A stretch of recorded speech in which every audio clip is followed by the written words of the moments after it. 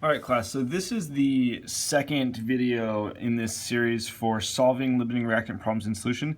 And a lot of the intro stuff that I talked about in the last video, I'm going to skip over in this problem.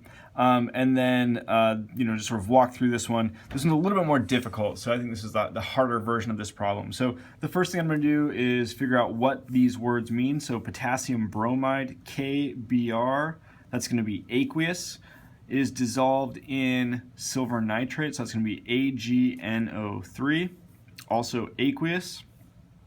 And then I'm going to do a double displacement reaction here, so I'm just going to switch partners, so I'm going to end up with KNO3. That's going to be aqueous. I know that all nitrate salts are going to be aqueous, so that's a good indicator there. And then I'm going to form AgBr. So I'm going to want to look and figure out if AgBr, if silver bromide, is going to be a solid. So is it going to be a precipitate? And really that's the first step of this problem, is figuring out what these names and polyatomic ions are, writing out a balanced chemical equation, and then figuring out, is a precipitate going to be formed? Is everything going to be aqueous? So on and so forth. So for that, I'm going to use this data chart that ALEKS provides for us.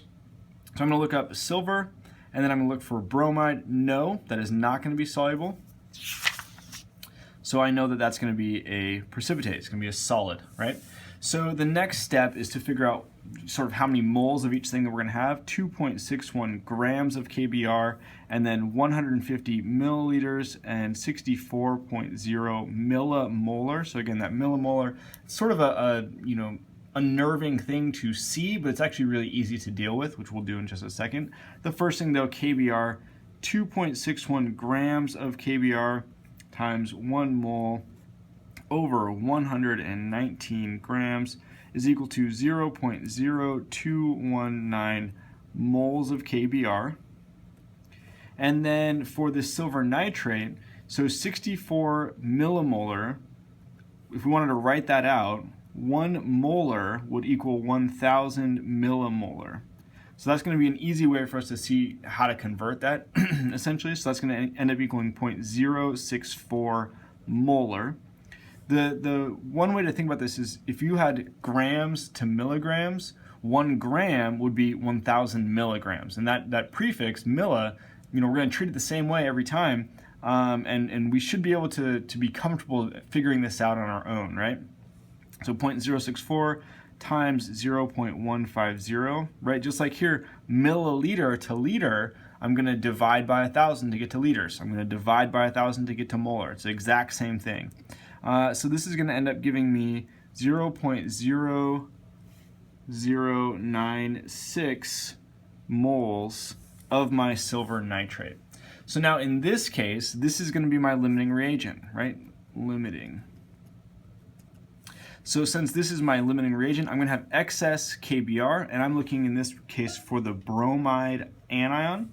So in this case, I'm going to have some leftover KBr, and then that's how I'm going to solve this problem for the final molarity of that leftover Br minus.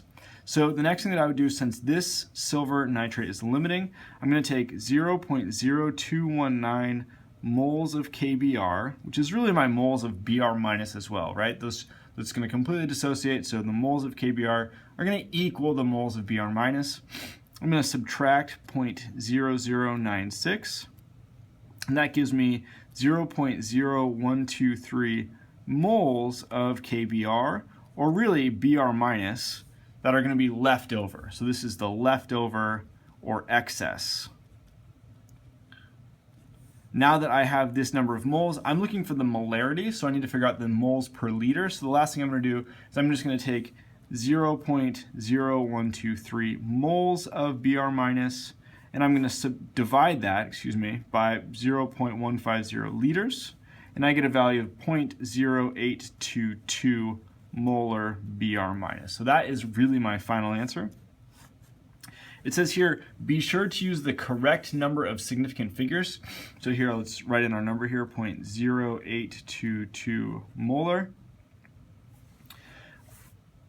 Had a hard time with that period there, or that decimal point.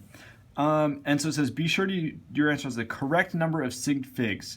So each of these numbers, so whenever I'm looking for how many sig figs should I have in my final answer, I'm just going to look to see how many sig figs there are in the numbers that are given to me, right? So 2.61, 3 sig figs. 150 period or dot, that's 3 sig figs. 64.0, that's 3 sig figs. So my final answer should also have 3 sig figs. We could write this in scientific notation as well if we wanted, but 0.0822 molar, that is the molarity of the leftover bromide ion. The rest of this bromide ion, right, 0.0219 moles, that's going to get sucked up essentially, and this silver bromide is going to be crashing out of solution. It will be a precipitate in my reaction.